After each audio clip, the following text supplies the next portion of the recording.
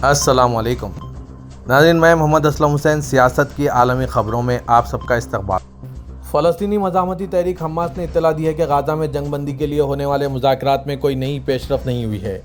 Hamas کے ٹیلی gram account پر دیے گئے بیان میں اسرائیل کے ساتھ بالواسطہ مذاکرات کے بارے میں معلومات دی گئی ہے۔ بیان میں کہا گیا ہے کہ ابھی تک ثالثیوں کی جانب سے جنگ بندی اور قیدیوں کے تبادلے کے حوالے سے مذاکرات میں کسی پیش رفت کے حوالے سے کوئی اطلاع موصول نہیں ہوئی۔ اس میں کہا گیا ہے کہ اسرائیل نے مذاکرات کے اس دور کو ناکام بنانے کے لیے ہمیشہ کی طرح سست روی کی پالیسی پر عمل درآمد کیا، لیکن فلسطینی عوام اور مزاحمتی قوتیں اس جال میں نہیں آئیں گی۔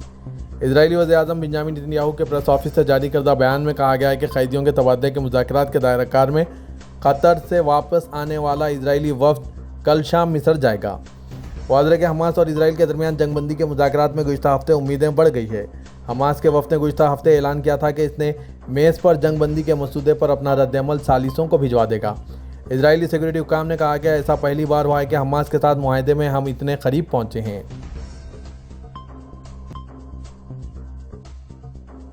امریکی صدر جو بائیڈن نے کہا ہے کہ اسرائیل اور غزہ کی جنگ اب ختم ہونی چاہیے اور جنگ کے بعد اسرائیل کو علاقے پر قبضہ نہیں کرنا چاہیے۔ انہوں نے صحافیوں کو بتایا کہ اسرائیل اور حماس دونوں نے اس کے جنگ بندی کے لائحہ عمل سے اتفاق کیا ہے، لیکن بدستور ابھی تک کوئی پیش رفت نہیں ہوئی ہے۔ جو بائیڈن نے ایک نیوز کانفرنس میں کہا ہے کہ اسرائیل اور حماس دونوں اب اس لائحہ عمل پر متفق ہیں، اس لیے میں نے تفصیلات طے کرنے کے لیے اپنی ٹیم کو اس علاقے میں بھیجا۔ انہوں نے کہا کہ یہ مشکل اور پیچیدہ مسائل ہیں، ابھی حل ہونا باقی ہے، پیش رفت جاری ہے، رجحان مثبت ہے۔ جو بائیڈن نے کہا کہ میں یہ معاہدہ طے کروانے اور اس جنگ کو ختم کرنے کے لیے پرعزم ہوں جسے اب ختم ہو جانا چاہیے۔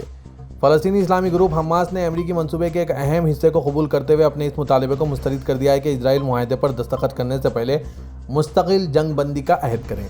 اسرائیلی وزیر اعظم بنیامین نتن یاہو نے اصرار کیا ہے کہ یہ معاہدہ اسرائیل کو تب تک جنگ شروع کرنے سے نہ روکے جب تک اس کے جنگی مقاصد پورے نہیں ہو جائیں۔ جنگ کے آغاز میں اس نے حماس کو نصف و نابود کرنے کا عہد کیا تھا۔ نتن یاہو کے دفتر نے آج کہا کہ وہ غزہ میں جنگ بندی معاہدہ طے کرنے کے لیے پرعزم ہے، بشرطے کہ اسرائیل کے تحفظات کا احترام کیا جائے۔ امریکہ کے عمر رسیدہ صدر جو بائیڈن بھلکڑ ہو گئے ہیں۔ یوکرین کے صدر زیلنسکی کو غلطی سے روس کا صدر پوٹن کہہ بیٹھے۔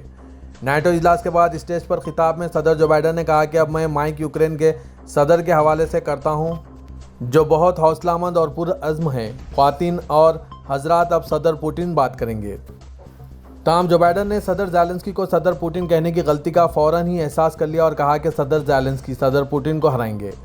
جھجک مٹاتے ہوئے جو بائیڈن نے مزید کہا کہ وہ صدر پوٹن کو ہرانے پر بہت زیادہ توجہ رکھتے ہیں۔ واضح ہے کہ صدارتی انتخابات میں ریپبلکن حریف ڈونلڈ ٹرمپ سے پہلے مباحثے میں بدترین پرفارمنس کے سبب جو بائیڈن پر دباؤ ہے کہ وہ الیکشن سے دستبردار ہو جائیں، جبکہ ان کی صحت کے حوالے سے بھی خدشات پیدا ہو رہے ہیں۔ اسرائیل اور لبنانی حزب اللہ کے درمیان تصادم تسلسل سے جاری ہے۔ اسرائیلی جنگی طیاروں نے جنوبی لبنان میں 5 دیہات پر بمباری کی۔ اسرائیلی فوج نے اپنے بیان میں کہا ہے کہ حزب اللہ سے تعلق رکھنے والے فوجی ڈھانچے کو نشانہ بنایا گیا ہے۔ حزب اللہ تحریک نے اعلان کیا ہے کہ اس نے لبنان کے جنوب سے اسرائیلی فوجی اڈے کو کیمیکاز ڈرون سے نشانہ بنایا ہے۔ مزید برآں لبنان سے اسرائیل کے شمال میں کئی راکٹ فائر کیے گئے اور علاقے میں سائرن کی آوازیں سنی گئی۔ اسرائیلی فوج کی اطلاع کے مطابق اس حملے میں ایک 33 سالہ ریزرو فوجی ہلاک ہو گیا۔ لبنانی وزارت صحت نے اطلاع دی ہے کہ 8 اکتوبر سے شروع ہوئے اسرائیلی فوج کے حملوں میں اب تک حزب اللہ کے 366 ارکان اور 100 عام شہری ہلاک ہو چکے ہیں، جبکہ زخمیوں کی تعداد 1438 ہے۔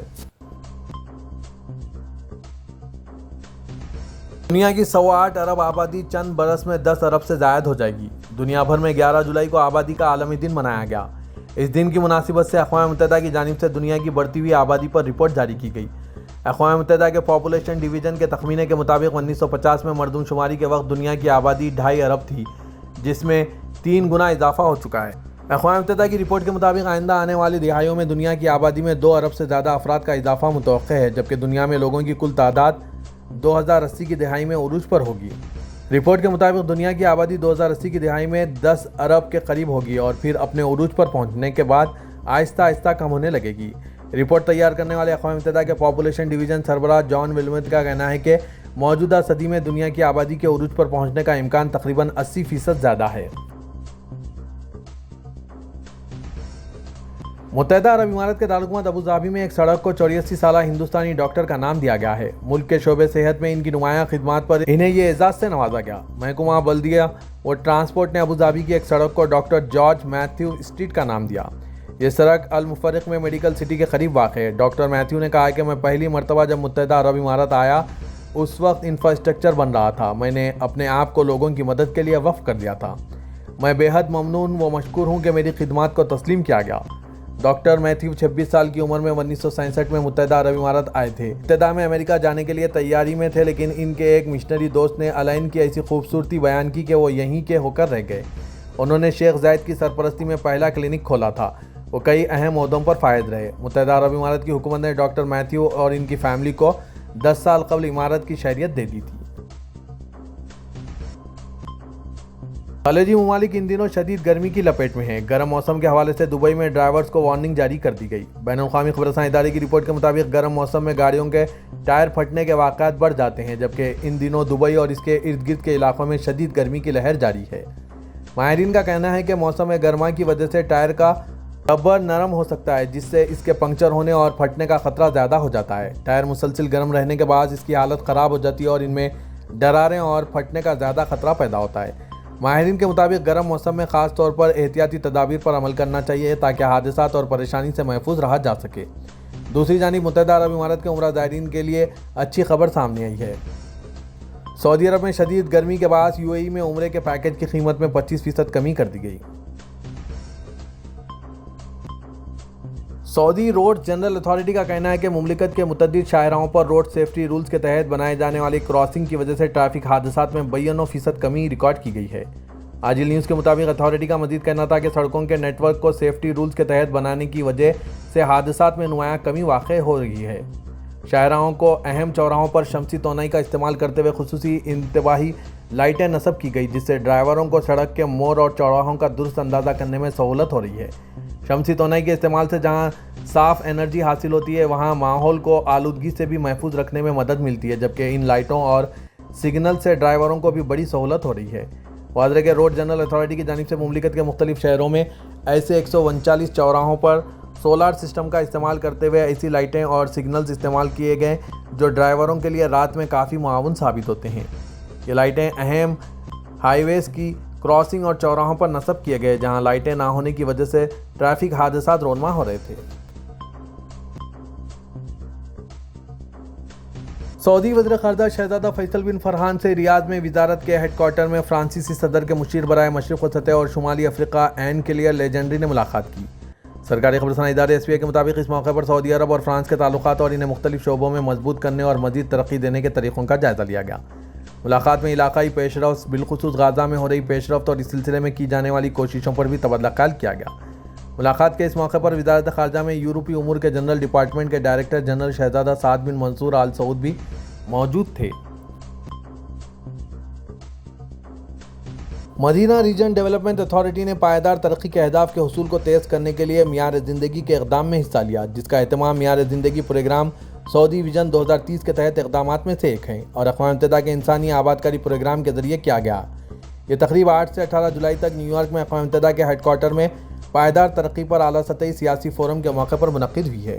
شرکاء میں میکسیکو کے کیوریٹر کے میئر نوا گیورو اور MDRA میں ڈیٹا اینڈ انوویشن کے ایگزیکٹو ڈائریکٹر عبد الرحمن بن حسن ابراہیم شامل ہیں۔ انہوں نے پائیدار ترقی کے اہداف کو مقامی بنانے میں مدینہ کی کوششوں اور عالمی معیار زندگی کے انڈیکس اقدام میں پہلے 5 شہروں میں سے ایک کے طور پر کے انتخاب کی طرف توجہ مبذول کروائی ہے۔ انہوں نے پائیدار ترقی کے اہداف کو مقامی بنانے کے لیے سعودی حکام کی کوششوں پر بھی روشنی ڈالی۔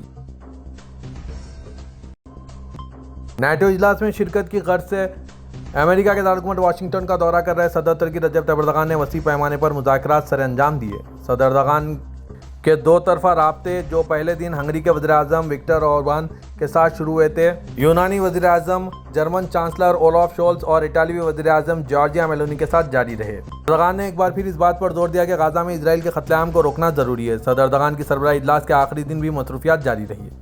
نیٹو کے اتحادیوں اور شراکت دار سربراہان مملکت و حکومت کے اجلاس میں شرکت کرنے والے اردوغان نے نیٹو یوکرین کونسل کی نشست میں بھی شرکت کی۔ 2 طرفہ رابطوں کے دائرہ کار میں صدر اردوغان نے یوکرین کے صدر زیلنسکی سے ملاقات کی۔ اس دوران یوکرین روس جنگ کے حوالے سے بھی تبادلہ خیال کیا گیا۔